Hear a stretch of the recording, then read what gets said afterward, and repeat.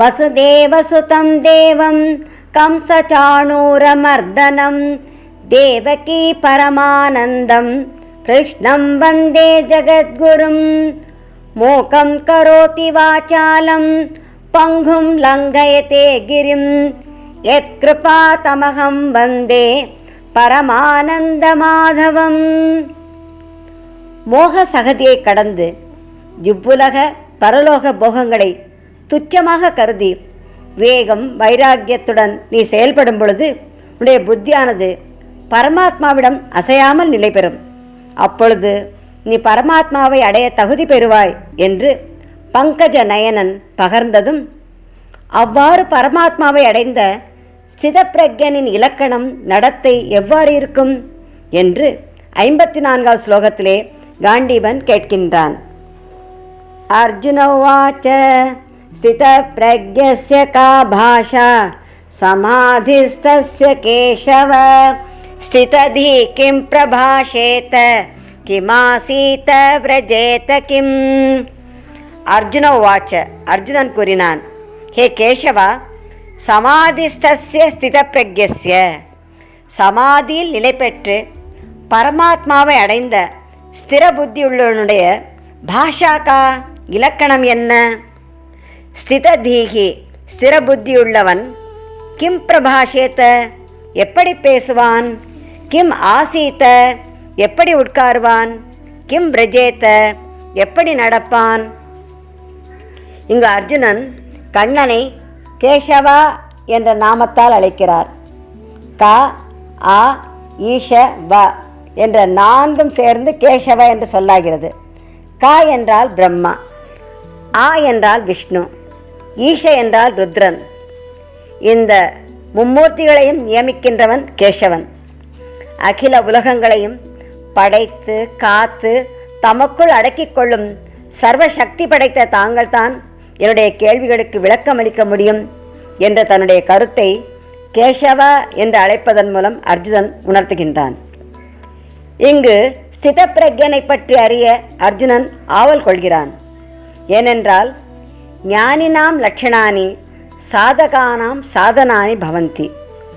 ஞானியின் லட்சணங்கள் சாதகர்களுக்கு பின்பற்றத்தக்க சாதனங்களாக இருக்கின்றன. அர்ஜுனன் சாதகனாக பரமாத்மாவை அடையும் மார்க்கத்தை தேடுகின்றவனாக இருப்பதால் ஞானியை பற்றி அறிய ஆவல் கொள்கிறான். ஞக என்றால் ஞானம் பெற்றவன், சிரவணம் செய்து ஞானம் பெற்றவன் ஞக. பிரக்ஞா என்றால் சிரவணத்தோடு மனனமும் செய்தவன். ஸ்தித பிரக்ஞா என்றால் சிரவண மனன நிதித்தியாசனம் செய்த நிலைஞானி. ஆத்மாவா அரே திரஷ்டவ்யா ஸ்ரோதவ்யோ மந்தவ்யோ நிதித்தியாசித்தவ்யா. ஆத்மாவை அறிய வேண்டும். அதற்கு யாது வழி என்றால் சிரவணம் செய்ய வேண்டும், மனனம் செய்ய வேண்டும், நிதித்தியாசனம் செய்ய வேண்டும் என்று யாக்ஞவல்க்ய மகரிஷி தம் தர்ம பத்னியான மைத்ரேயிடம் ஒழிந்ததாக பிருகதாரண்ய உபனிஷத்தில் உரைக்கப்பட்டுள்ளது. சிரவணம் என்றால் கேட்பது. சாஸ்திரங்களில் விளக்கப்பட்ட ஆத்ம தத்துவத்தை சத்குரு மூலமாக முறைப்படி ஸ்ரத்தையுடன் கேட்பதாகும். இந்த சிரவணமாகிய செவிச்செல்வம் தான் சிறந்த செல்வம். செல்வத்துள் செல்வம் செவிச்செல்வம், அச்செல்வம் செல்வத்துள் எல்லாம் தலை. பரீட்சித்து 7 நாட்கள் பாகவத சிரவணம் செய்து முக்தி அடைந்ததாக கூறப்பட்டுள்ளது. சிரவணம் செய்ததை மீண்டும் மீண்டும் சிந்தித்து பார்ப்பது மனனமாகும். மனனத்தால் சாஸ்திரத்தில் எந்த சந்தேகமும் ஏற்படாமல் புத்தி நிச்சயமடைகின்றது. பின் தாம் அறிந்து கொண்டதை அனுஷ்டானத்திற்கு கொண்டு வருவது நிதித்தியாசனமாகும். நிதித்தியாசனத்தாலே ஆத்ம ஞானத்தில் நிலைத்திருக்க முடிகின்றது.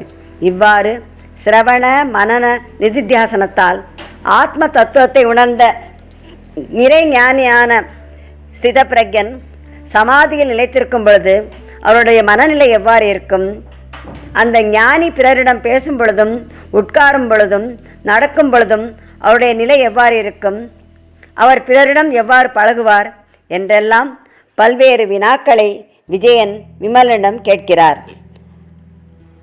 அர்ஜுன உவாச்ச ஸ்தித பிரக்ஞஸ்ய கா பாஷா சமாதிஸ்தஸ்ய கேசவ ஸ்திததி கிம் பிரபாஷேத கிமாசீத விரஜேத கிம். சிதப்பிரஜனின் லட்சணத்தை அறிய விரும்பிய காண்டீபன் கேட்ட கேள்விக்கு கோபாலன் 55வது ஸ்லோகம் முதல் 72வது ஸ்லோகம் வரை ஞானியின் லட்சணங்களை வர்ணிக்கின்றார். 18 ஸ்லோகங்கள் கொண்ட இந்த பகுதி ஸ்திதப்பிரக்ய உபனிஷத் என்றே போற்றப்படுகின்றது. இதில் ஆத்ம ஞானியின் நிலை நன்றாக வர்ணிக்கப்படுகின்றது. ஸ்ரீ பகவான் உவாச்ச பிரஜகாதி யதா காமான் சர்வான் பார்த்த மனோகதான் ஆத்மன் ஏவாத்மனா துஷ்டः ஸ்திதப்ரக்யஸ்ததோச்யதே. ஸ்ரீ பகவான் உவாச்ச, ஸ்ரீ பகவான் கூறினார், ஹே பார்த்த, யதா எப்பொழுது, மனோகதான் மனதிலுள்ள, சர்வான் காமான் எல்லா ஆசைகளையும், பிரஜகாதி முற்றிலும் துறக்கின்றானோ, ஆத்மனா ஆத்மாவினால், ஆத்மனி ஏவ ஆத்மாவிடமே, துஷ்டக ஆனந்தமாக இருக்கின்றானோ, ததா அப்பொழுது, சிதப்பிரக்யா சிதப்பிரக்யன் என்று உச்சியத்தே கூறப்படுகின்றான். இங்கு பிரஜகாதி யதா காமான் என்று ஆரம்பித்தவர் 71வது ஸ்லோகத்திலே பூர்த்தி செய்யும் பொழுது விஹாய காமான் எஸ் சர்வான் என்று கூறுகின்றார். சர்வான் காமான், இந்த உலகிலோ பரலோகத்திலோ உள்ள பொருட்களை அடைய விரும்பும் பொழுது எத்தனையோ ஆசைகள் மனிதனுடைய உள்ளத்திலே ஏற்படுகின்றன. நுனியில் பிளவுடைய நூல் ஊசியின் காது வழியே செல்லாது. அதுபோல ஆசைகள் அற்பம் இருந்தாலும் ஈசனை அடைவதற்கு வழிவகுக்காது என்று பகவான் ராமகிருஷ்ண பரமஹம்சர் உபதேசித்துள்ளார். இங்கு காமம் என்பது ஆசையை குறிக்கும். கனல் கட்டையை எரிக்கும், காமமோ சரீரத்தை எரிக்கும். கனல் பட்ட இடத்தில் மட்டும் தகிக்கிறது, ஆனால் காமமோ இதயத்தில் இருந்து கொண்டு உடல் முழுவதும் தகிக்கின்றது. ஆசைக்கோர் அளவில்லை. ஆசைக்குரிய பொருள் கிடைத்ததும் மற்றொரு பொருளையும் பெற ஆசை ஏற்படுகிறது. ந ஜாத்து காமஹா காமானாம் உபபோகேன ஷாம்யதி ஹவிஷா கிருஷ்ணாத்ம இவ பூய ஏவ அபிவர்த்தத்தை என்று சொல்லப்படுகின்றது.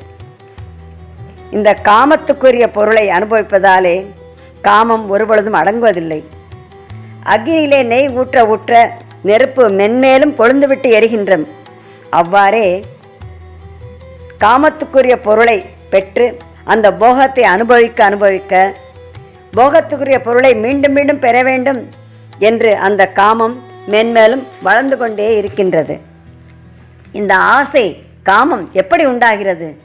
காம ஏஷ குரோத ஏஷ ரஜோகுண சமுத்பவஹ மகாஷனோ மகாபாப்மா வித்யேன மிக வைரிணம். 3வது அத்தியாயத்திலே முகுந்தன் மொழிகின்றார், ரஜோகுணத்தினாலே இந்த காமமும் குரோதமும் உண்டாகின்றது.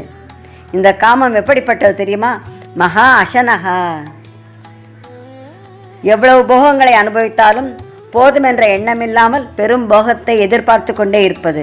மகாபாப்மா கொடிய பாவத்தை விளைவிப்பது. வைரிணம் வித்தி, இதை எதிரி என்று அறிந்து கொள்ள வேண்டும் என்று சொல்கிறார்.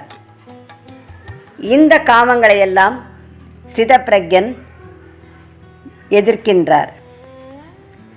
சர்வான் காமான் பிரஜகாத்தி என்றார். எல்லா காமன்களையும் அவன் வெல்கின்றான். ஜகாத்தி என்றாலே விடுபடுகின்றான் என்று பொருள். பிரஜகாத்தி என்றால் எந்த ஆசையும் மிச்சமில்லாமல் முற்றிலும் விடுபடுகின்றான் என்று பொருள். இந்த ஆசைகள் எல்லாம் எங்கு இருக்கின்றன? மனோகதான், மனதில் அவை இருக்கின்றன. காமாயே அஸ்ய ஹிருதி ஸ்திதாக, எல்லா காமங்களும் இதயத்தில் இருப்பதாக உபனிஷத்து உரைக்கின்றது. இந்த காமங்களை ஞானி எப்படி நீக்குகின்றார்? காமங்களின் இருப்பிடமான மனதை புத்தியோடு பரமாத்மாவிடம் நிலைபெற செய்கிறார். இந்த உலகியல் காமங்களால் கிடைக்கின்ற சுகம் அல்பமானது, அனித்தியமானது, எவ்வளவு அனுபவித்தாலும் திருப்தி ஏற்படாது என்பதை உணர்ந்து அவற்றிலே விருப்பு கொள்ளாமல் ஆத்மானந்தமே நித்தியமென உணர்ந்து அந்த ஆத்மானந்தத்திலேயே ஞானிகள் வைத்திருப்பார்கள். ஆத்ம கிரீடா ஆத்மரதிஹி கிரியாவான் ஏஷ பிரம்மவிதாம் வரிஷ்டா. பிரம்மவித்துக்களில் சிறந்த அவர்கள் ஆத்மாவிலே லயித்து கொண்டு ஆத்ம ஆனந்தத்தை அனுபவித்துக் கொண்டு இருப்பார்கள் என்று முண்டகோபனிஷத்திலே மொழியப்பட்டுள்ளது. குழந்தைகள் பொம்மைகளை வைத்துக்கொண்டு விளையாடுகின்றார்கள், அதிலே அவர்கள் மகிழ்ச்சி அடைகிறார்கள். சம்சாரிகளோ உலக விஷயங்களில் இன்பத்தை தேடுகின்றார்கள். ஆனால் ஞானிகளுக்கோ உலகியல் ஆசைகள் அறவே நீங்கிவிடுகிறது. நித்திய சுத்த புத்த பரமாத்மாவின் உண்மையான சொரூபத்தை உணர்ந்து அந்த ஆனந்தத்தை அனுபவித்து கொண்டு அதிலேயே திருப்தி அடைந்தவராக சந்தோஷமாக அவர்கள் இருக்கிறார்கள்.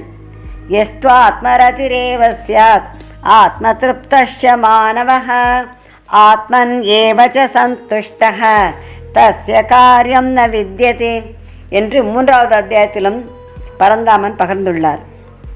ஆத்மாவிலே இன்புற்றவனாய், ஆத்மாவிலே திருப்தியுடையவனாய், ஆத்மாவிலே மகிழ்பவனாய் எவன் இருக்கின்றானோ அவனுக்கு செய்ய வேண்டிய செயல் எதுவுமே இல்லை.